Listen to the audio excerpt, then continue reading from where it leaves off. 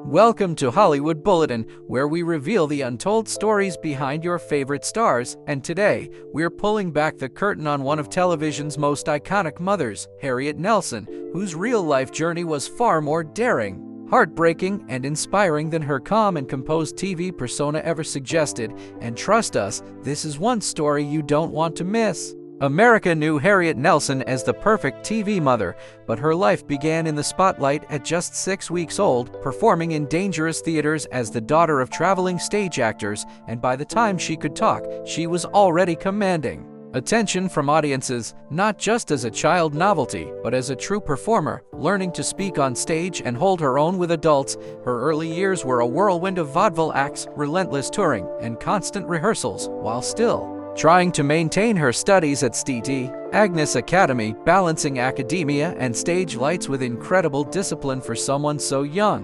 In 1925, at just 16, her parents' separation forced her to make a life-altering choice, and she leaned into independence, dropped out of high school, and joined the Capitol Theater's ballet corps, choosing real-world experience over a diploma. A gamble that paid off when she eventually danced at the famed Cotton Club in Harlem, surrounded by jazz legends and mobsters, picking up habits like smoking at 13, a decision that would haunt her later in life. Her sharp comedic timing made her a favorite in vaudeville circuits, particularly as the straight woman to larger-than-life comedians like Bert Lahr, and by the 1930s, she had earned the rare honor of performing at New York's Palace Theater not once, but 4 times. Her personal life, however, was far from glamorous, marrying comedian Roy Sedley in 1930, a union that quickly turned dark, marked by abuse and emotional scars that stayed with her long after their legal separation in 1933. During that turbulent time, she met saxophonist Ozzie Nelson, whose calm demeanor and genuine connection pulled her from the wreckage of her first marriage.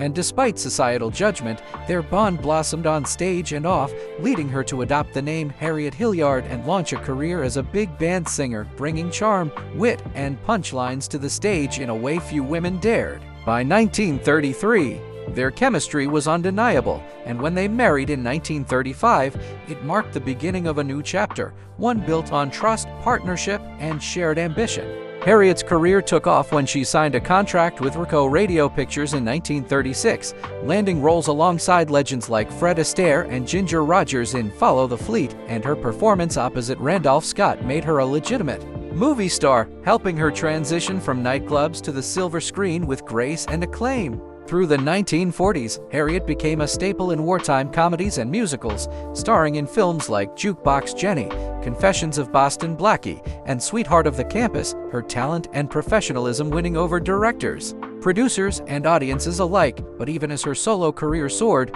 she and Ozzie made a pivotal choice to prioritize family over fame, a sacrifice that haunted her, especially as peers like Rita Hayworth and Judy Garland became icons. In 1944, with World War II in full swing, the Nelsons pivoted to radio with The Adventures of Ozzie and Harriet, a family-centered show that introduced their real sons, David and Ricky, into the mix and built a powerful brand of Americana. When the show transitioned to television in 1952, it became one of the longest-running live-action sitcoms in history, airing for 14 years and giving America the illusion of a perfect suburban family. To reinforce that illusion, Ozzie even recreated their real home on the set, and Harriet's hand in the set design made it all the more authentic, drawing in 20 million viewers weekly at its peak. Off-camera, though, Harriet's life was far more complex, starting her days at M, heading to the studio, and returning to carefully orchestrated dinners. She maintained the image of the flawless mother, even as critics described the show as a mirage of post-war American ideals. But those close to her knew the truth. Emmy-winning director Peter Jones called her a bombshell, not just for her looks, but for her energy, her love of dirty jokes, and her quiet support for LGBTQ friends in a time when such acceptance was rare.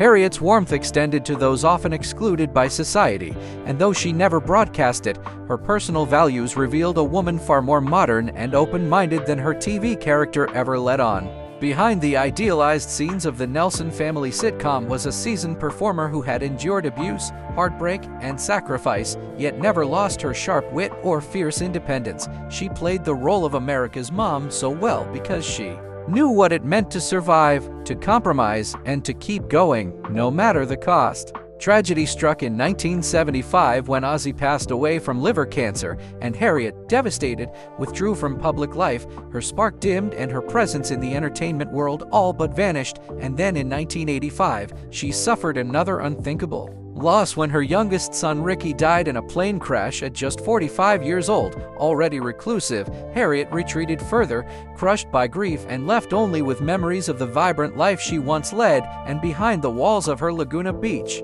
home, she became a shadow of her former self. As if that wasn't enough, the cigarette addiction that began at 13 caught up with her, resulting in emphysema and years of declining health. Her final days were spent quietly, away from the spotlight, with only a few close friends and family by her side. When Harriet Nelson passed away in her sleep on October 2, 1994, at the age of 85, it was a peaceful end in the same home where she had once hosted parties and built memories with her family. Her son David was by her side, holding her hand. A final gesture that spoke volumes about the bond they shared, even long after the cameras stopped rolling.